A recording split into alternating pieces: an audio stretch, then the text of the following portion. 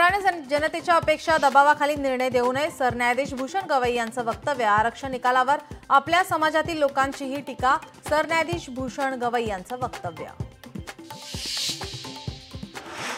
शेतकऱ्यांनी आता नुकसानीची सवय करून घ्यावी, पाशा पटेलांच्या वक्तव्याने शेतकरी संघटना आक्रमक। पाशा पटेल यांनी राजीनामा द्यावा, शेतकरी संघटनेची मागणी। अजित पवार कोल्हापुरातील शासकीय विश्रामगृहात दाखल। कोल्हापूरच्या विश्रामगृह परिसरात घोडे उधळले, दोन्ही घोड्यांना आवरताना पोलीस प्रशासनाची तारांबळ। हिंगोलीच्या भेंडेगाव रेल्वे फाट्याजवळचा रस्ता अपूर्ण, वाहन चालकांचा जीव धोक्यात घालून प्रवास। वरंध घाट आणि आंबेनळी घाट वाहतुकीसाठी खुले, रायगड जिल्हाधिकारी किशन जावळे यांचा निर्णय।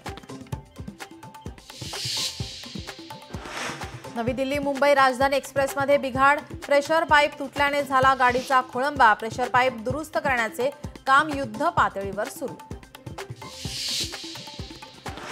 युक्रेनचा रशियावर मोठा हल्ला, अणुऊर्जा प्रकल्पांना केलं लक्ष्य। हल्ल्यानंतर भीषण आग, पुतीन प्रत्युत्तर देणार का, याकडे लक्ष।